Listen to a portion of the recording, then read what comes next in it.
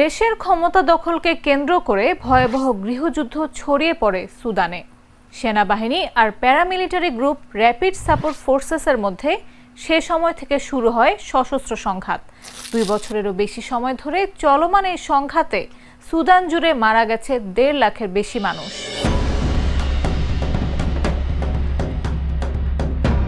দুর্ভিক্ষ ছড়িয়ে পড়েছে পুরো দেশে। প্রায় 1,20,00,000 মানুষ নিজেদের ঘরবাড়ি ছেড়ে পালাতে বাধ্য হয়েছে।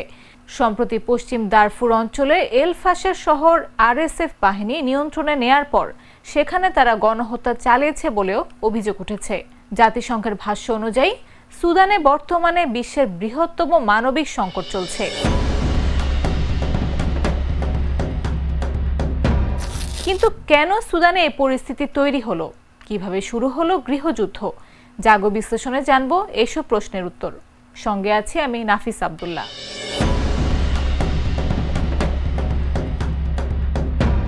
সুদানে এখন যে গৃহযুদ্ধ চলছে তার শুরুটা হয়েছিল 2019 সালে 3 দশক ধরে প্রেসিডেন্ট থাকা ওমর আল বশিরকে ক্ষমতাচ্যুত করার মধ্য দিয়ে। ওমর আল বশির ক্ষমতাচ্যুত হওয়ার পর দেশের ক্ষমতায় আসে সেনাবাহিনী। তবে সাধারণ মানুষ গণতন্ত্র প্রতিষ্ঠার দাবিতে বিক্ষোভ অব্যাহত রাখে।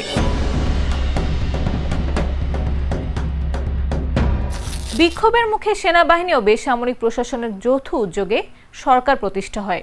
কিন্তু 2021 সালের অক্টোবরে আরেকটি অভ্যুত্থানে ওই সরকারও ক্ষমতাচ্যুত হয়। ওই অভ্যুত্থানের পেছনে ছিলেন সুদানের সশস্ত্র বাহিনীর প্রধান general Abdel Fattah al Burhan এবং দেশটির উপনেতা জেনারেল মোহাম্মদ হামদান দাগালো, কুখ্যাত আধা সামরিক বাহিনী র্যাপিড সাপোর্ট ফোর্সেস বা আরএসএফ এর কমান্ডার। তিনি হেমেটি নামেই বেশি পরিচিত।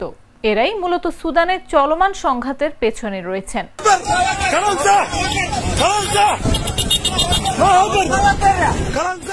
সুদানের প্রেসিডেন্ট ওমর আল বশিরকে 2019 সালে ক্ষমতা থেকে সরাতে তারা দুজন একসাথে কাজ করেছেন।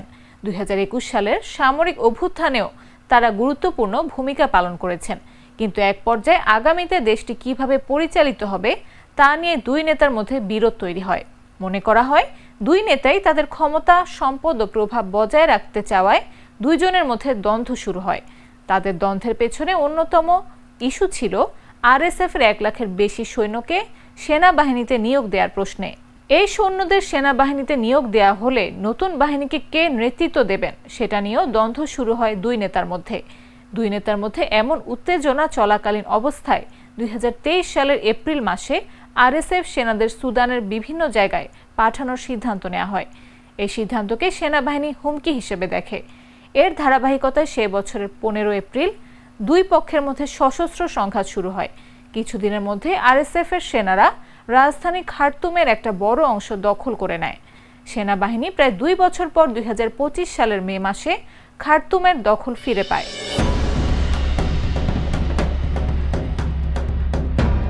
এর মধ্যে একটু জানিয়ে রাখি আরএসএফ যোদ্ধা কারা।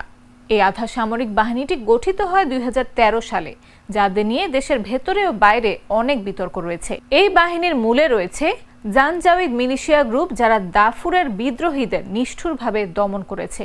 এই গ্রুপের নেতা ছিলেন জেনারেল দাগালো।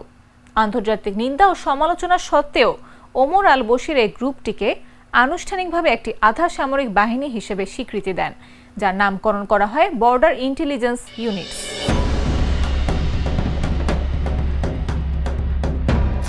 এদিকে সুদানের উত্তর আর পূর্বের অধিকাংশ অঞ্চল সেনাবাহিনী নিয়ন্ত্রণে।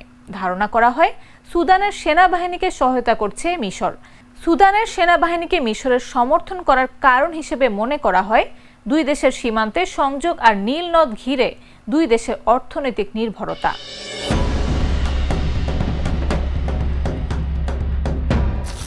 দারফুরের বহু মানুষ বিশ্বাস করেন যে আরএসএফ ও তাদের সাথে জোটবদ্ধ মিলিশিয়া গোষ্ঠী বিভিন্ন জাতিগোষ্ঠীর সমন্বয়ে গঠিত অঞ্চলটিকে আরব শাসিত একটি এলাকায় পরিণত করতে চায়।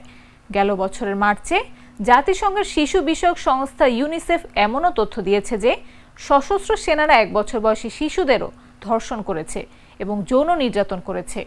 এই ধরনের নির্যাতনের শিকার হয়ে শিশুদের অনেকে আত্মহত্যা করারও চেষ্টা করেছে।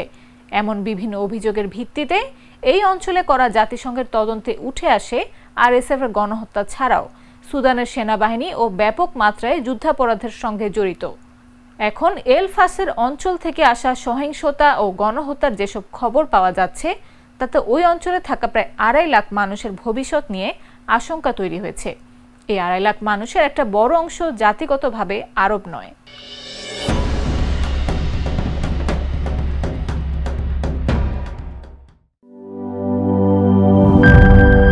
বিজলি কেবলস যে কোনো স্থাপনার বৈদ্যুতিক সংযোগকে রাখে নিরাপদ, কারণ এর স্কিন কোটেড ইনসুলেশন সম্পূর্ণ ফায়ার রিটার্ডেন্ট আর সেলফ এক্সটিংগুইশিং। তাই বিজলি কেবলস নিজেই নিজেকে নেভায়।